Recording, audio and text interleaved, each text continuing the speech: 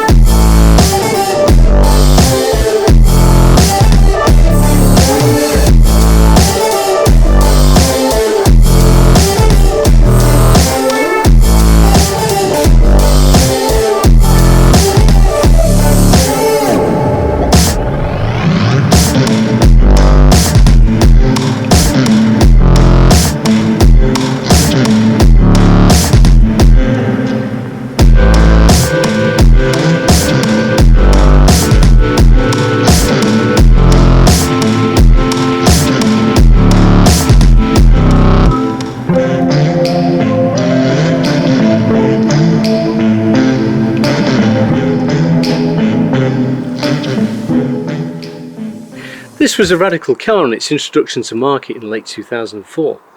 Mercedes has spent 3-4 years on developing basically a saloon car which can comfortably seat 4 adults, but with a fastback sports coupe appearance, and this is what they achieved here.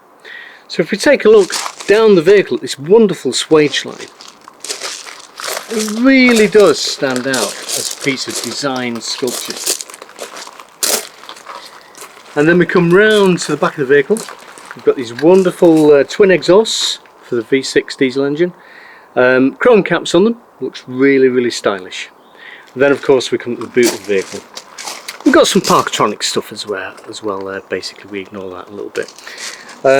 So what you need with a saloon car of any type, if you're going on a holiday in this and you're anything like me, my wife likes to take quite a bit of luggage, and it tends to grow as we plan in the holiday as well. So you might have 4, maybe 5 suitcases, a beauty box of course with the tools of the trade in there, and probably a crate of beer as well.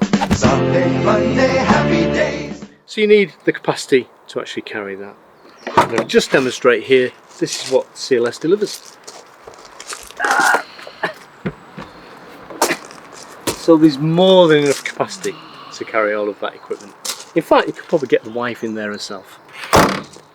Let's take a look under the bonnet. The power plant is Mercedes 3-litre V6 engine, initially rated at 225 bhp when new.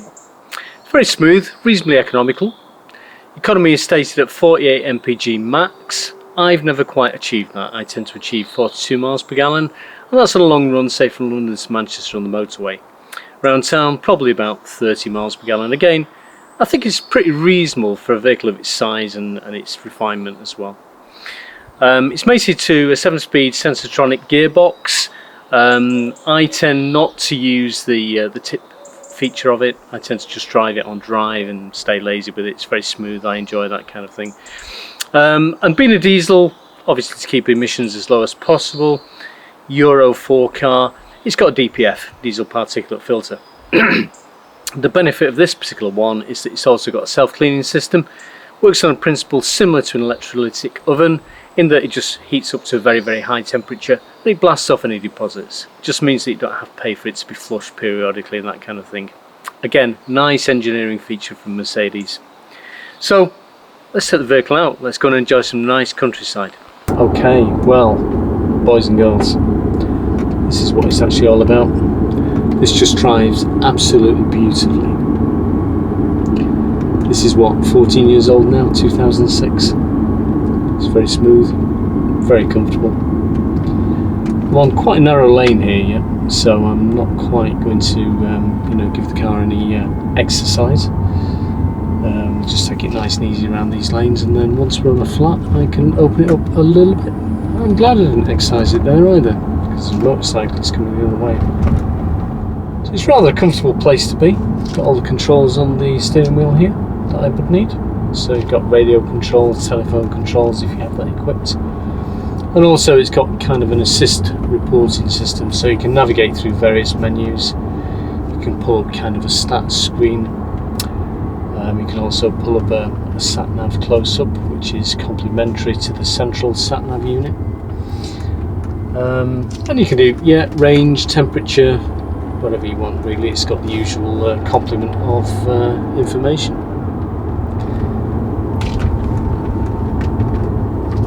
So it does handle very nicely for a vehicle of this size. It's got pretty good road holding, quite sure-footed, and also you get a good feedback through the wheel. So if I just tuck it in the corner there, away we go.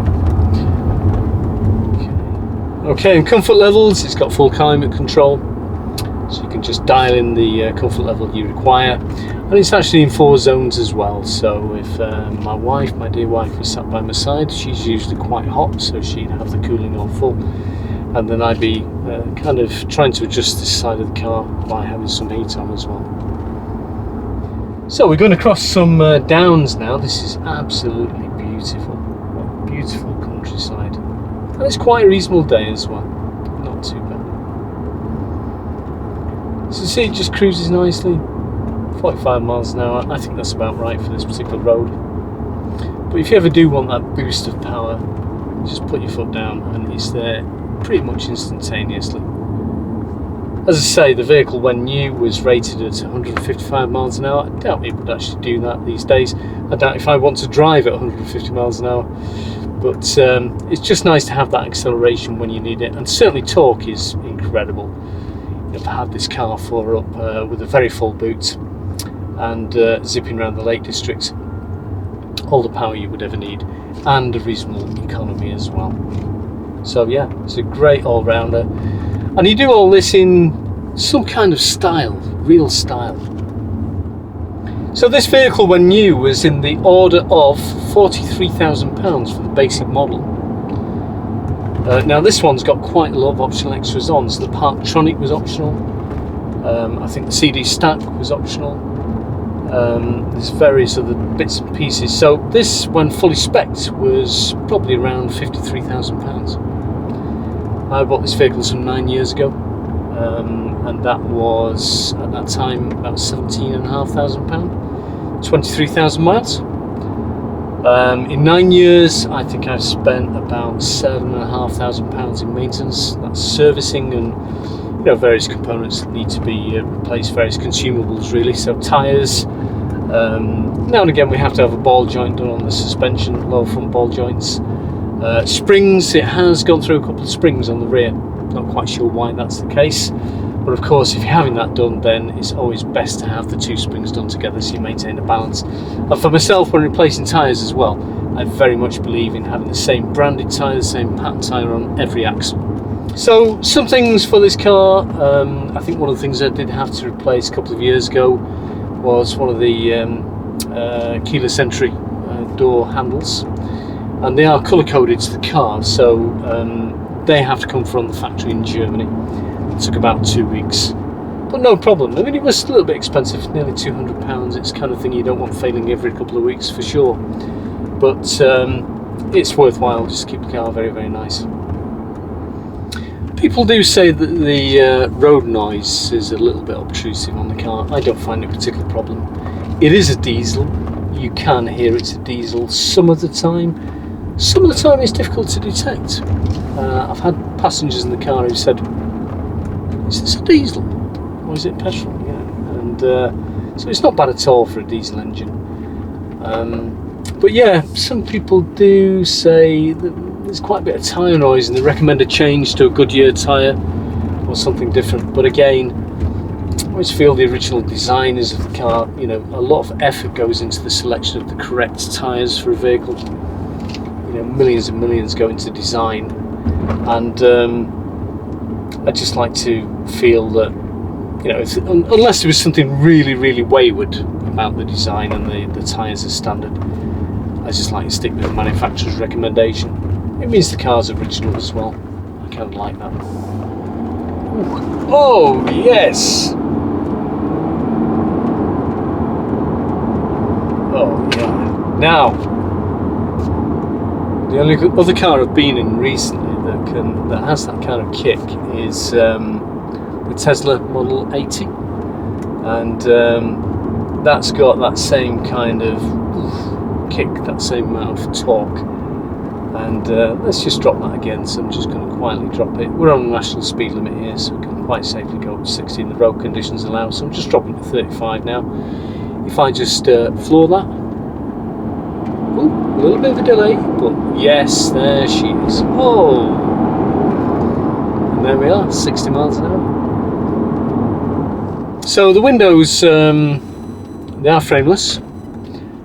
There's rather a nice profile to the car with all the windows around down on a nice sunny day if you just feel like turning off the air conditioning and just having the air blasting through. Especially as this B pillar is black as well, so from a distance it looks like the car's completely open at the window aperture from front to back. However, they are a little bit, certainly at the front, a little bit fragile. So in the early days of the car, I think I had it for 3 weeks, and I was doing a little bit of posing through the local town,